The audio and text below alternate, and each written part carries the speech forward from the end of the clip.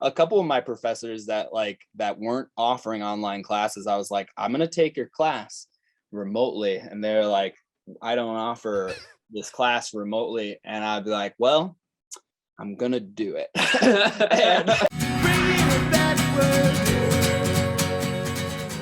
This podcast is about you guys and your journey in music, and we'll talk about the new EP you just put out, The Flower. Cool. Sweet. I love the artwork for the cover for that, like the guy with the bees all over his face. Yeah, it's a woman actually. Oh, a woman with bees. It's hard to tell. There's just so many bees. Yeah. How was that, like a photograph that you guys had found, or we took it? You took that? Yeah. So like we knew we wanted that imagery for this album, and so we found this lady up in Akron, Ohio, who's a beekeeper and is really into, they call it bee bearding, when you cover yourself in bees like that. And so we went up and we did like a photo shoot with her first, where like we covered some objects in bees and kind of did some promo pics. We got our hands too around those. Yeah, and she let us cover our hands in bees and everything. Fun. It was awesome. And then we came up a second time. We asked her, would you cover your head in bees for our album art? And she was like, yeah. No question. Wow. Yeah. That is so crazy. She's done it before. She's done stuff like that for, I think, for her pregnancy.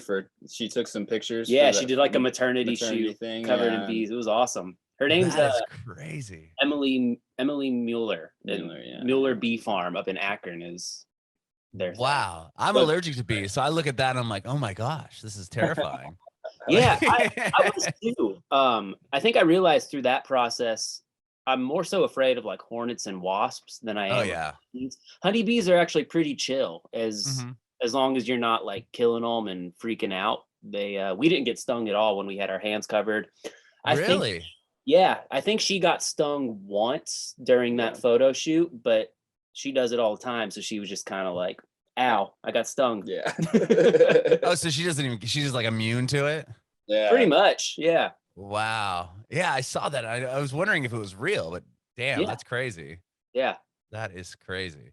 Well, awesome. So that was in Akron. Where are you guys from? Are you from Ohio? We claim Cincinnati. Okay. Me and Bobby actually live on the Kentucky side of the river, but we're like 3 miles from downtown Cincinnati, so same thing. Oh, right on. Yeah. Did you guys grow up together? Kind of, not really. I actually grew up in Chicago, and Nate. Oh, you gonna put a hat on? Yeah, I feel like I should have a hat. Yeah, you should probably have a hat on. Nice, Top Gun. Yeah, well, we're in my house right now, so he gets his hat. Yeah, technically it's my hat. But, no, I grew up in Chicago, and then we kind of met in high school. I ended up moving to Maysville, Kentucky, which is like not a big deal, literally. But it's about an hour away from Cincinnati area, and that's where you grew up for some of your time, and that's where we intersected, and we ended up going to school together. After that, we went to college, and we didn't really connect until we went to college. I think we were first like proximity friends since we knew each other from high school, and then that blossomed into rooming together, and then eventually writing songs together. Right on. So you moved to Kentucky in high school, is that what you said? Yeah, so my junior year of high school, I moved. Is that a bummer? I bet that was probably a bummer. It kind of was a bummer. I'm 30 now, so I'm pretty over it. But okay, you've had some time. Yeah, I don't have kids, but I can't imagine pulling them out of school and being like, well, we're going to move to this place, away from everything in Chicago. Well, I was in the suburbs of Chicago, but still there was, stuff open past, 9 o'clock and stuff. But and then rural Kentucky. But you know what? It was awesome. There are good people everywhere. So I ended up making a lot of friends really quickly and being popular too. You were popular right away. I was popular right away. Well, you're the new kid from Chicago. I think you said this once. It was the fact that I was new and that I'm like kind of good looking, especially back then. Like I was really good looking back then. Yes. And to come to rural Kentucky. Yeah. You don't get that a lot. Yeah, you know? just big fish in a very New small... kids are usually kind of ugly. Yeah. That's so funny. I don't know. What about you, Nathan? Were you born and raised in Kentucky? I was born in Kentucky, and then when I was 5, my family moved to Montana. Okay. And I think just because they wanted to live somewhere different. So we lived there until I was about 12 or 13, and then we moved back to Kentucky, to Maysville, where Bobby ended up moving. Okay, very cool. Yeah. And when did you guys get into music? Like, how young are you when you started getting into music? I picked up a guitar when I was really pretty young, like around like 10 or something, but didn't really start playing it seriously until I was 16. We were both kind of involved in the youth group, which was, for better or for worse, just the way that that I personally got introduced to music and having my own band and stuff like that. And it was a good tool for then to really like learn how to play with people. But you had a slightly different I got entrance into it. I think I started really trying to learn to play guitar in like 8th grade when I discovered Warped Tour and like punk rock and stuff. So that was my entryway into music. But yeah, eventually kind of in high school, we both intersected playing youth group gigs together. I've talked to a lot of artists that have got into music through the church or through youth Dude, group. It's where a lot of artists cut their teeth, I feel like, honestly, because when you're a musician just in any size town, all you want is somewhere to play, and that's usually kind of the easy way in. Yeah. And you usually have an audience, right? Especially if you're in like the church band. I mean, you're playing. Yeah, for sure. I mean, it may not be the audience a crowd, but like it's one. It actually is. Yeah, it's great. It's like, for all the problems, and we're not super religious anymore, but for all of the issues that the church has, it is cool that like we both found a space in one, because I feel like we're both very different and maybe not totally always suited for, I don't know. And we weren't good either. Like, that's the good thing about churches too is that, like, I feel they're forgiving. Well, especially in towns the size that we grew up in, they just always need musicians too, because there's not many of them. So it's kind of just like, whatever. There was no tryout process. It was just like, you say you can play guitar, all right. Oh yeah, awesome. Yeah. Well, Austin's really good at drums. Okay. That's awesome. So did you guys start writing music together in high school, or that came later? That came in college. Okay. Were you both in bands aside from the youth group? Yeah, I was in bands in high school trying to do the sort of Warped Tour scene and stuff. And then Bobby was involved in like church music and youth group, but took it pretty, more seriously than other people did. Like, you had your own like worship band that I was in for a little bit. Yeah. Too. Cool. Yeah, I took that very seriously because I wanted to actually go into it vocational wise and try to make a life out of that. And that's what led us both to go to, well, I don't know why, but we went to Kentucky Christian University. It's a darker point in our life period time. At that period of time, it's a darker point where we went. And it was fine. It really like taught us to like kind of join together and start to write songs together that were a little bit different. But that's kind of what we wanted to do, was like eventually go into a whole life of ministry. And I think once you go to a place like that, you're either really gung-ho on the other side of it, like once you graduate, you were just more strengthened and more assured in that place. But you can also go the route we went, where we were just very discouraged and we didn't like it, and it wasn't really what we had imagined it would be. So I think we found each other and started writing songs about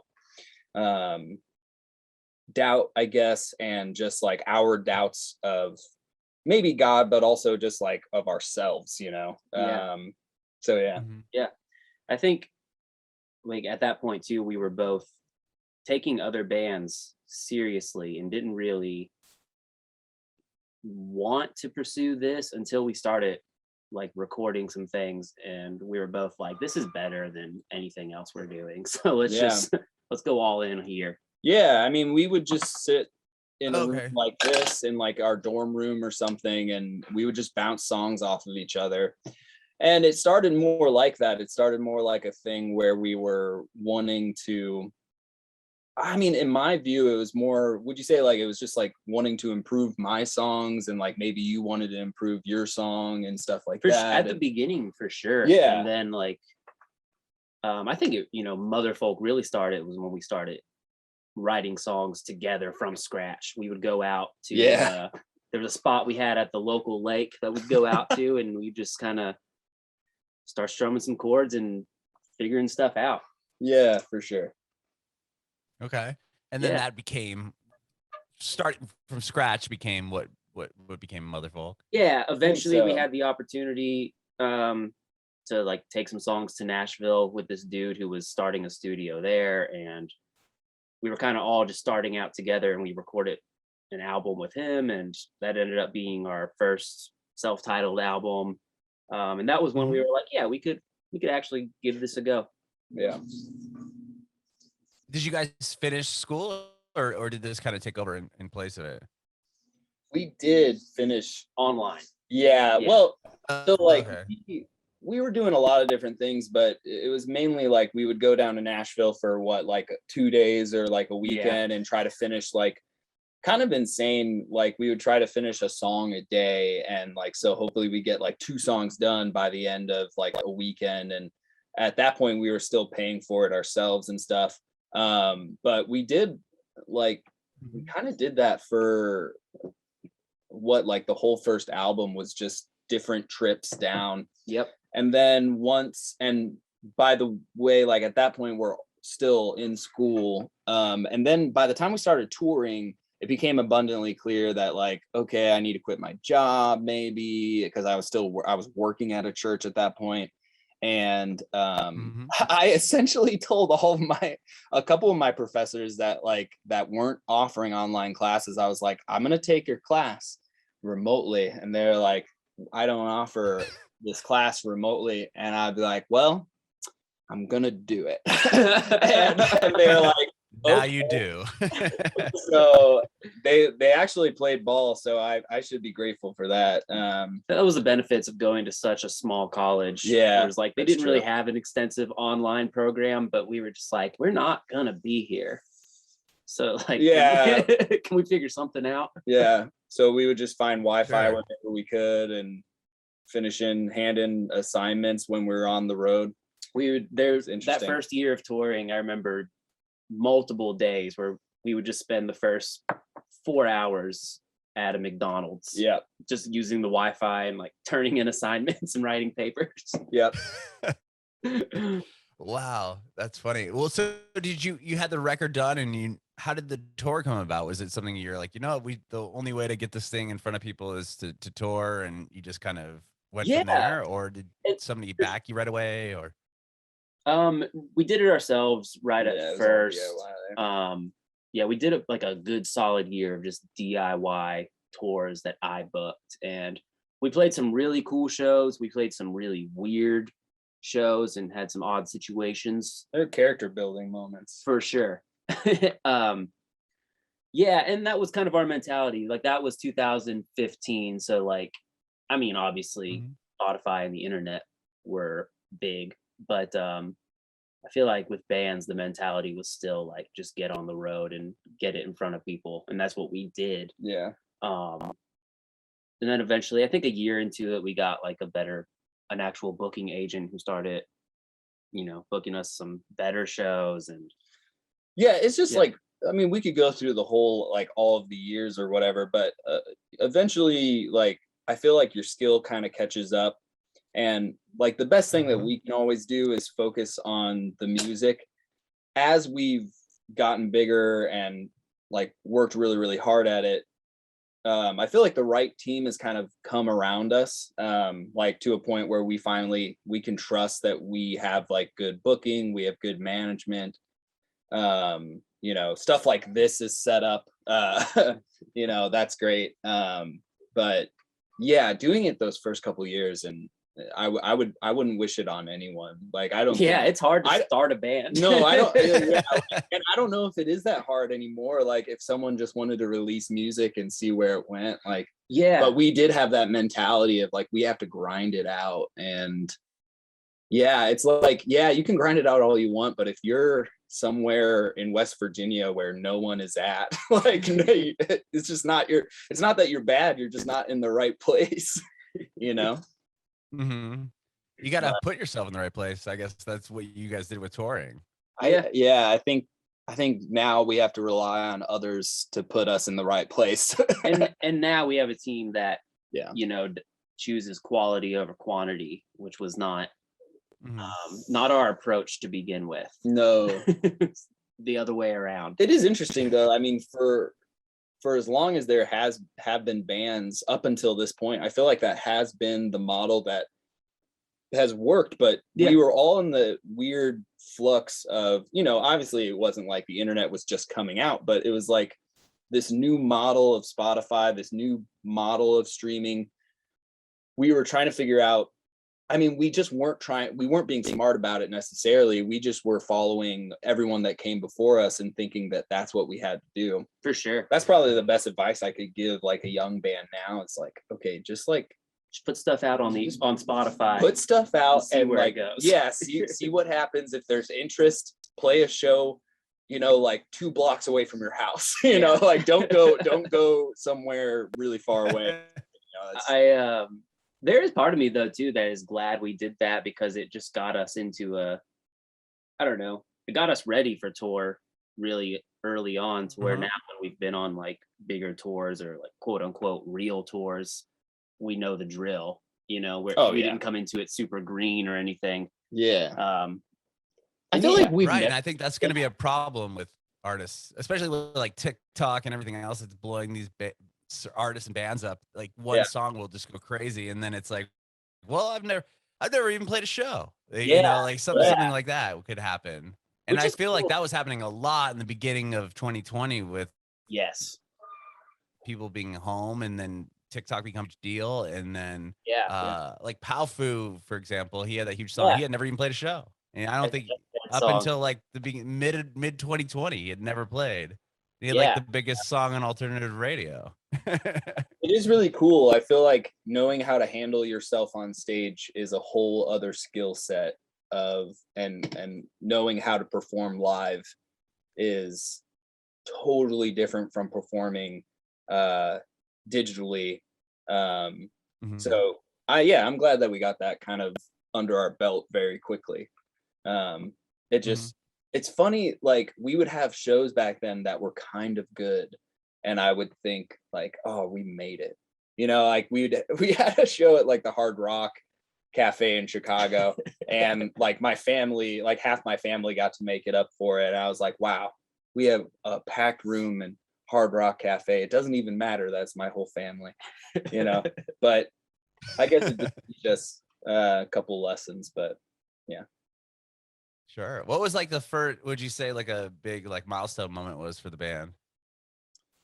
Like a milestone? Yeah, like early on, like what was there like a victory that you were like, okay, this, like we really need to keep pushing this forward? And I think our first like quote unquote break was we got on Bunbury 2015, which is a big festival they do here in Cincinnati. It's not Bonnaroo or anything, but it's that quality and caliber of festival with really good acts and headliners. I think the year we played like Paramore and the Avett Brothers and Young the Giant. I think Fall Out Boy was on it that year. So it was a really big deal, and we submitted and got on it in 2015, and we just ended up playing like the best time slot that a band our size could have played. And at that point we'd already had okay amount of success. When we played in Cincinnati or Columbus, we would get like 100 or 150 people coming out. But then all of a sudden we just like, they gave us this time slot where no one else was playing. So I remember we got out there and I was setting up my pedal board, and then I just looked up and it was like 2,000 people. And I was like, holy shit. Yeah. It was just like, at that moment, by far the biggest crowd we'd ever even seen from a stage. And we were like, okay, let's do this. I think we lucked out regionally a lot. Like, we luck that was our big break probably for Cincinnati, or at least one of them. And then up in Appleton, Wisconsin, they have a festival called Mile of Music, and kind of on a whim we played that one year. I mean, our booking agent, I guess at the time, got it for us. No, that was before that was booking agent. Yeah, that was him. So he called me on the phone. Dude called you on the phone? Yeah, like a serial killer. Yeah. All right. No, I don't know. But as soon as we played that fest, it's just a cool festival, you know, like it's not a big one at all. It's just the whole town kind of comes out and supports it in bars and breweries. And, you know, Wisconsin people are really nice and crazy, and really fun. But as soon as we played that show, like we had a really good following up in that area, and still to this day, we do. So like, and now what feels really good is that like our markets are a little bit more expanded, but it still feels very regional. Like it feels like we can do really well here in Cincinnati. We can do pretty good in Indy. We can do really well in Chicago. And we just came off of a tour where we did really good in Denver, and or was it Denver? Yeah, Denver. And yeah, it's just those markets that like keep on getting more and more important as we go. It kind of feels like home is in these kind of spread out places, you know? Yeah.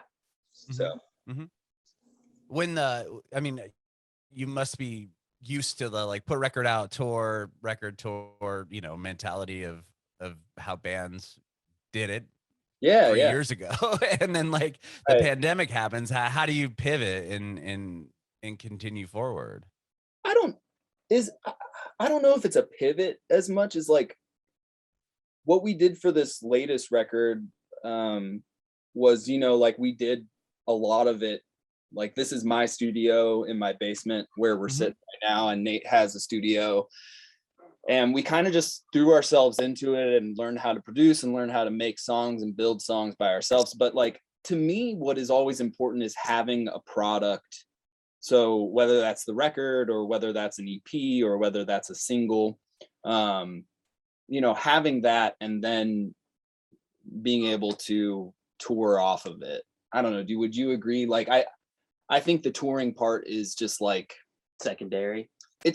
It's almost just, it's not secondary, but it's responsive. Yes. It's like, it has to be one, you have to be performing something. And I think that first performance, it does happen in the studio. I think that was maybe the biggest pivot we've made in the last 2 years now, since the beginning of 2020. Because for a long time, we were just such in that road mentality that I think we were putting out albums to tour. And at the beginning of 2020, even before the pandemic, we kind of pumped the brakes a little bit, and we're kind of just thinking, you know, let's take a while to really just like make an album, not to tour on, but like make an album that is cool and that something that's like really artistically creative that we enjoy and has some heavier meaning going into it. And then the pandemic happened, and it was like, now we have all the time in the world to do that. And so that's kind of been like the biggest pivot, is like you said, I think now all of our touring is totally responsive to the music that we put out and not the other way around. Because before, like, if you go, we've talked about this before too a lot, is if you go into the studio with the mindset that you're a band, you're going to sound like a band. Like you're going to sound like there's the drums, there's the guitar, there's the bass, and that's how you built the song. And there's nothing wrong with that, but that's what we had been doing. And we were 3 records in, and not that anything was stale necessarily, but something had to change, just like everything, you know, has to change as you kind of grow up and you get mature and But I really feel like now when you enter the studio, not like it just works for me or it works for you. It seems to have worked for us, of like just entering the studio as an individual, wanting to make the sounds that you want to make specifically, and then try to find the collective in what the other people maybe in the band, or maybe just starting out, it just needs to be me and Nate on something. You find that sound, and then you can build a band around it, as opposed to coming in and making the band first. You're so limited in that way because you're like, well, we can only do this many drum parts here, or we can only do so much with a guitar. No, like I think we've learned from different modern artists now, like it's almost taking a cue from like the TikTok bands or something like that. These people that are just really good at sounds, and really good at provoking a certain feeling with music. I think that we learned how to do that because we're provoking that thing on stage. We just need to learn how to do it a little better, maybe, in the studio. And yeah, I hope that's what we did with. I think that's what we did. Yeah. Do you think that because of the pandemic that helped that approach?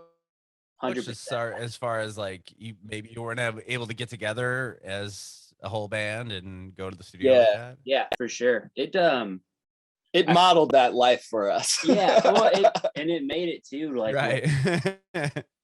Before, when we go to record an album of 10 songs, we'd maybe write like 18, and choose 10. Okay. And so this just gave us all the time in the world, where it was like, we wrote so many songs, and we're able to like narrow it down and learn things from the songs you write and don't use. And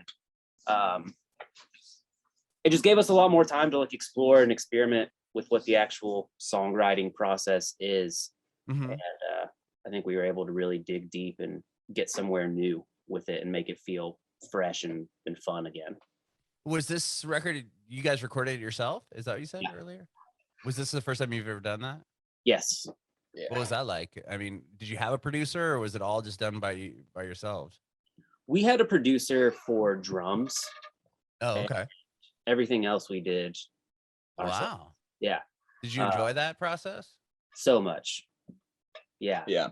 I think parts of it were frustrating. And you actually threw yourself into it a little faster than I did, and I played catch up.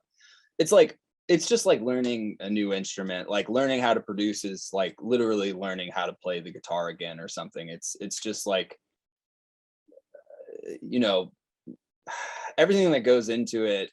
It can be as simple as you want it to be, and it can just be for demos, or you can go like, because we had done that before. We had demo out our own stuff and then go to a studio and have the producer take care of it, or have us all take care of it together. But it's amazing for how much control it gives you.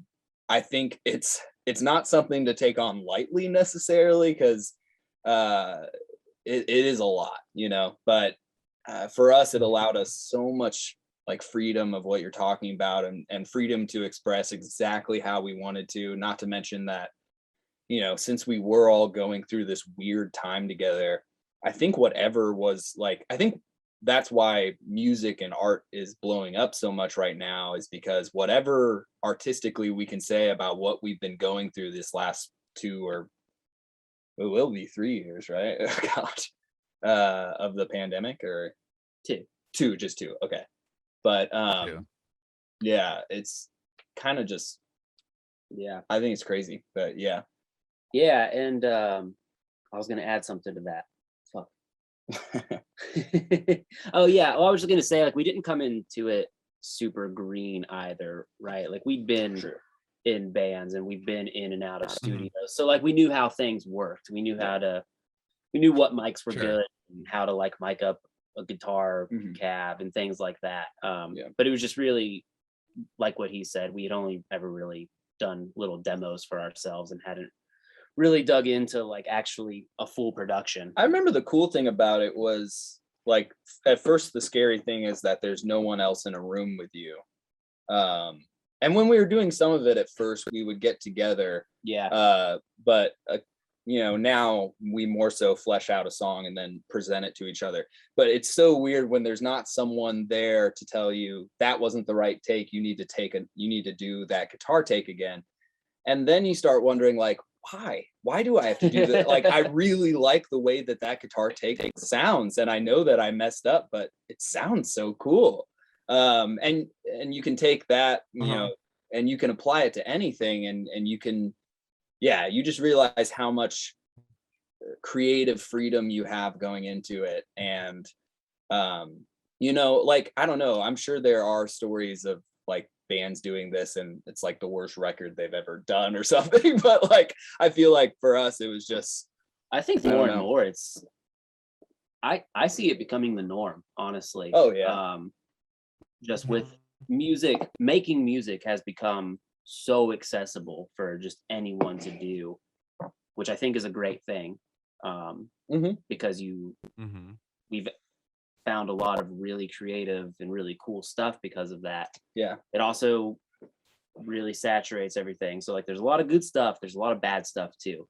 But but that's their prop. That like old guys are always like, you can do, anyone can do it now. But like, that's the thing. That's awesome. Anyone can do it now. That is awesome. Like, but that's the thing is like, not everyone can do it. Like, there's a lot of people that think they can do it, and that is true, and it's not good. So like, you can separate the bad art from the good art. Like anyone can do that. Everyone can go and play basketball, but apparently not everyone is going to be right. Good as we not everyone can make the middle school team. Exactly. Yeah, exactly. Dude, look at this. I juked Bobby so hard out there that I actually ripped through my shoe. Oh my gosh. I know that this is an audio format, so the listeners, they can't see that, but just know that he juked right we use the video too. We use the video. Okay, cool. You see. So those of you who are watching it, I mean, it's obviously on an audio stream too, but those you could go and watch the video and see the actual shoe destroyed. Yeah. Well, so you guys, you played some, obviously done some shows back within the last year or so. You're playing tomorrow, right, in Nashville? Yes. Yeah. We did a tour. Okay. Through like end of August through beginning of October. That went really well, and then we're playing a show tomorrow in Nashville, and on Monday we're opening for the Lumineers in Chicago. I saw that. That's huge. We're very excited. We're mentally preparing.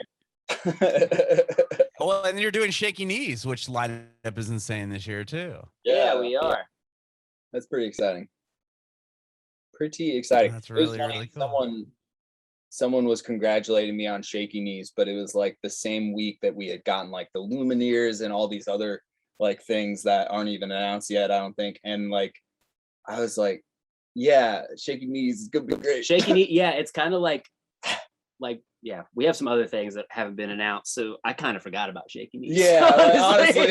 Honestly, like, I mean, I understand. Which tells you how cool the things coming are. Well, I mean, I understand the gravity. Yeah, now I'm all intrigued. We'll see. That is rad. Yeah, you guys are playing the day with Green Day. Yeah. Oh yeah. Same stage too. Are you really? That's awesome. Yeah. Wow. And Billy Joe's kids band is playing with you guys too. Ultra Q. Oh, I didn't know that. Yeah, his younger son. He's got two kids in bands. One's in Swimmers, but right, or something like that. I'm sorry. I think one of his kids' bands is Water Parks. I could be wrong. No, Swimmers. That's right. Yeah. Swimmers. So his older son's in Swimmers. He's a drummer, but his younger son is in a band called Ultra Q, and they're playing the same day as you guys. Cool. Yeah, and he's the singer and guitar player. Nice. That's cool. Yeah. That'd be cool playing the same festival as your dad. Yeah. I know. I wonder if his dad will come out with his band, or who knows? Maybe you'll see Joe play like a side stage.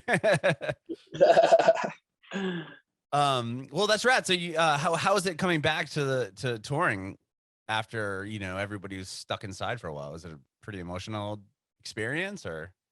Yeah, I mean, it wasn't like writing a bicycle. Like in some ways it was, but I feel like it's so different now. Like, and things are just now starting to feel a little bit more normal, but I hate using that word because I don't know what that means anymore.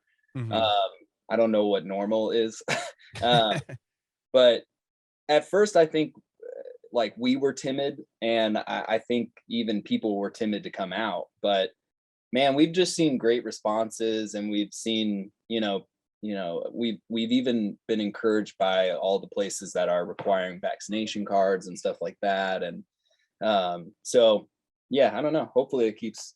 I don't think coming back to it, it was like riding a bicycle. I think it took a little bit of time, and I think it's still taking like a little bit of an adjustment, because when you're alone for that long, just playing like imagine that freedom of having whatever you want to do with the song when you're making it alone, and then there comes the time where you have to release it and perform it and give it to other people live, and it's just like, I don't know, it's heightened sense of things, I think. So it was we also tour in like a very rough way, or a very frugal way, I should say, where we have some bunks built into our van, so most nights we're sleeping for free in like a Walmart parking lot or something, which like pre-pandemic we were pumped about, just because we were saving so much money. But then on this last tour, it would be like we do 2 or 3 nights in a row in the van, and we'd be like, man, can we just get a hotel for one night? I think we were robbed of our youth a little bit. Yeah, it felt like, it wasn't just a year that was taken away from us. It felt like it was longer. Yeah, sure. Well, it's amazing that everything's back, opened up, and shows and festivals. I mean, Shaky Knees has got to pull 100,000 people, I'd assume, or close to it. And the fact these big events are happening is pretty promising. I think so. Yeah, we got to play Lollapalooza. Oh wow, yeah. Past year, it was a crazy story. It was literally the day before Lollapalooza. There was a cancellation or something. Yeah. Our booking agent called Nate. Nate called me, and you were like, we got to know really quick, but do you want to play Lollapalooza tomorrow? And I was like, yes. And like, I don't know. For those things, you need like a month or two to prepare for mentally, but right. We just went for it, and we ended up getting a really cool time slot, and I don't know, it was a fun experience. Got to hang out for a few days, meet some people that were really cool, and meet your heroes. So big stuff like that. Like, I'm glad with Shaky Knees we have so much time before it to let it actually sink in that we're playing it. But yeah, when you figure out the day before, there's just no time for it. Right. Yeah, you can't even like register. So like, even like after we played, I was like, that just happened. Like, we did that. We found out about the Lumineers thing like 2 months ago, and I don't even feel like that was enough time, because now I'm like, that's in a few days. I need it to be in like 3 months from now. Yeah. Do you like really reel on the fact that you have these big shows coming up? Then it sounds like it's not like, oh, the Lumineers, it's cool, like those stages versus it's a very big deal for us. Yeah, no, it's huge. It's like, and we've never been in spaces that big. Yeah. So and especially that prestigious. I feel like we've played some shows that were pretty big, but this is the Lumineers, and it's in Chicago, and I, obviously being from Chicago, it's important to me, but it's just like, oh yeah, it's amazing. And so I try to keep my energy down because people are like, aren't you excited? I'm like, yeah, but you understand, excitement means more than just like happy. Like, right. Excitement means fear and anguish and scared. Yeah, so we'll see how it goes. I'm pretty the place excited. That you're playing with Lumineers, is that a venue that you attend as a kid? Like, is it I've never been there. No, I've never been there. It's the Aragon Ballroom. Yeah, it'll be the biggest room we've ever played, and apparently it's sold out. It is sold out. That is amazing. Well, congratulations on that. That's gonna be huge. Thanks. I think it really sold out like when they put us on. It must have. Yeah, I definitely they need that extra 100 people push, and for the 5,000 cap. That's cool, man. That's really, really cool. And I appreciate you both doing this interview. Thank you so much. Yeah. Oh yeah, absolutely, man. For sure. Yeah. I have one more question. You kind of answered it earlier, but I want to know if you have any advice for aspiring artists. I know, Bobby, you said if I was going to give advice, but I don't know if you. Oh yeah. If you guys have any advice you'd like to provide an aspiring artist. I don't know. I think like just stick with it. It's like I've met artists now, like younger guys that, well, they've literally asked if they should keep doing music or go like be a realtor or something. I think someone asked me that in Denver. I was like, here's the thing, like you can be a really good real estate agent if you go to realtor school, or you can give it like 5 to 10 years of your life and be a really, really good band. I think that's the biggest thing is like, don't worry so much about what you're playing, but how you're playing it. Like, that's the biggest thing is just commit to it, Yeah. I think too, focusing on the actual art of it and making sure you get to a point that you know how to write a good song before you start trying anything else. I feel like any young artist wants to just like, get up and play a show. And I think that's changing more nowadays anyway, but like, really just taking time to write a bunch of songs yourself and like explore that and because that's the product. Like I think when people are going to make you want to think that you're the product, like the band is the product. And to an extent that's true with branding and stuff, but I think what it comes down to and what we have finally or what maybe we've continued to learn over and over in the process is that like one really, really good song really changes things for yourself and for, hopefully your audience. Bringing it backward.